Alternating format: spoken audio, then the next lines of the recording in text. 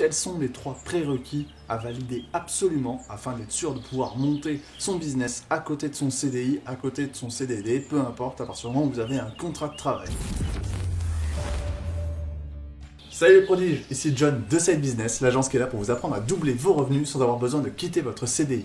Comme on le disait aujourd'hui, on va parcourir les 3 exigences qu'il faut absolument remplir et valider afin de démarrer correctement, en toute sérénité et légalité, votre aventure entrepreneuriale à côté de votre job, à côté de votre CDI, CDD, peu importe, ce qu'on appelle un side business. Et toi qui regardes cette vidéo, pense à mettre un pouce bleu parce que dans la plupart des cas, je sais que tu vas quitter cette vidéo, même si tu l'as appréciée, sans penser à nous en laisser un. Et il faut savoir que c'est ça qui nous encourage à continuer de créer du contenu, à savoir ce qui vous plaît et à faire vivre cette chaîne. Pour aller plus loin que ce qu'on dit dans les vidéos, vous trouverez dans la description un lien side-business.fr qui vous permet de recevoir toutes les semaines directement dans votre boîte mail des contenus complémentaires pour arriver à cet objectif qui est de doubler vos revenus sans avoir besoin de quitter votre CDI. Cette fois, c'est parti, on attaque la vidéo.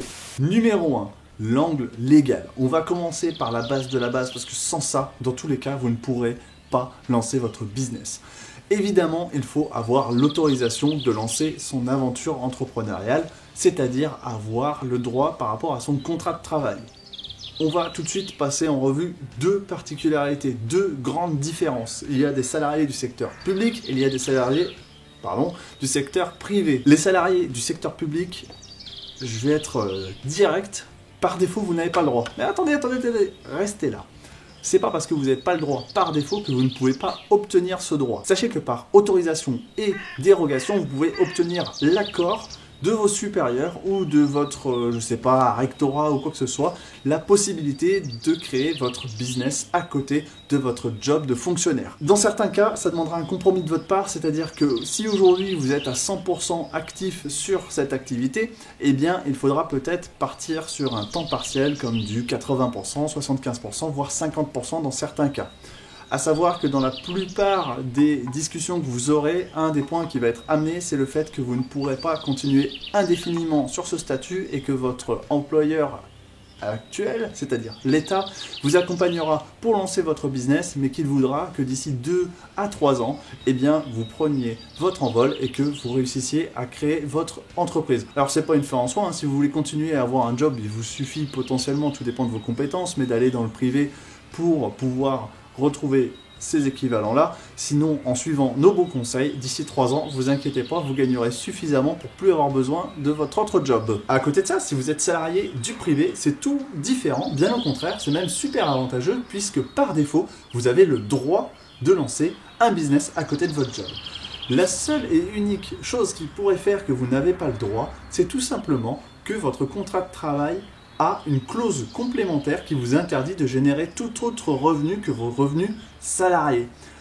Ce qui veut dire que vous ne pourriez donc pas créer une activité qui vous permet de gagner votre vie, en plus donc de doubler, voire tripler ou plus vos revenus. Sachez qu'encore une fois, ce n'est pas une fin en soi, vous pouvez discuter avec vos supérieurs et vos responsables hiérarchiques, ces clauses sont très faciles à supprimer au travers d'un avenant qui dira tout simplement que c'est un avenant au contrat de travail entre un tel et un tel signé en telle date, et que vous faites donc sauter la clause qui vous interdit de générer des revenus à côté de votre job. Par défaut, ces clauses sont là et mises par les grands groupes qui ne tiennent absolument pas compte de la réalité du terrain et des échanges qu'il peut y avoir entre un responsable hiérarchique et son salarié qui décide de monter son projet. Donc dans tous les cas, même si vous voyez sur votre contrat de travail ou dans vos particularités liées à votre secteur d'activité des freins, ne vous arrêtez pas là, ce n'est qu'un obstacle à franchir.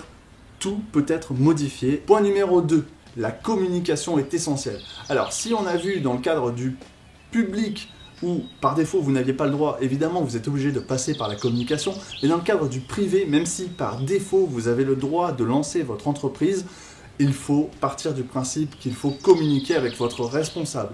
En effet, il n'y a rien de pire que le sentiment de trahison. On l'a peut-être tous plus ou moins connu dans des contextes différents, ça peut se ressentir de la même façon pour un employeur qui apprend que son salarié a une activité à côté de son job et qui lui en a jamais parlé. Soyez très transparent sur le fait que vous voulez générer des revenus à côté de votre entreprise, que ce soit par l'investissement ou que ce soit par la création d'une société qui vous permettra soit de commercialiser des produits physiques ou numériques, ou que ce soit carrément de tenir une entreprise à côté avec de la location-gérance, peu importe.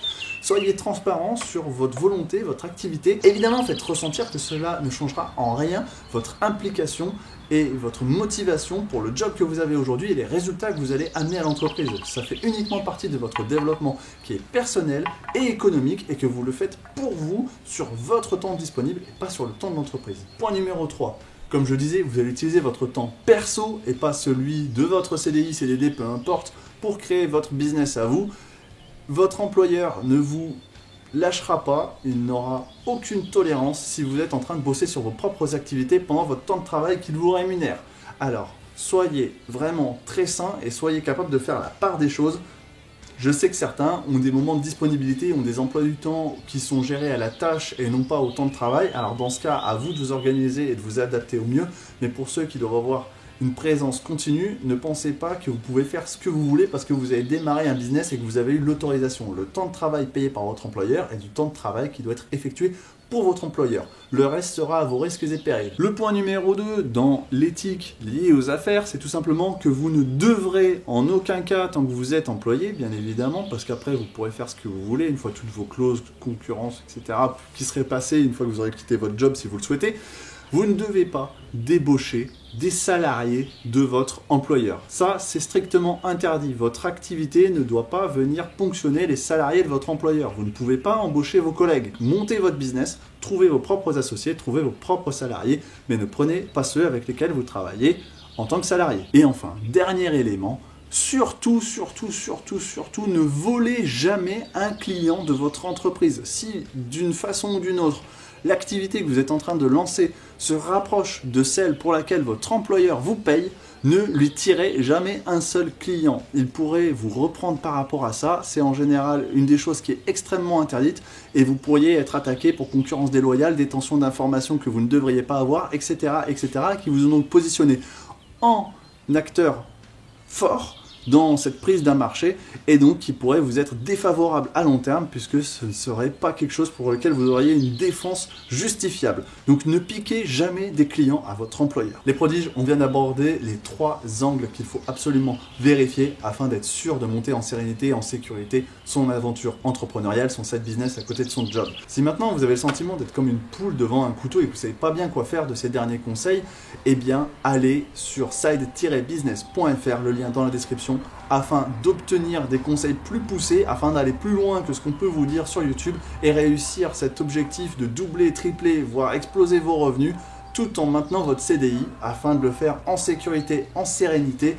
et de pouvoir soit vous offrir tout ce dont vous rêvez ou à terme de quitter votre employeur pour devenir indépendant et vivre de ce que vous aimez. Sur ce les prodiges, n'oubliez pas le pouce bleu et à la prochaine!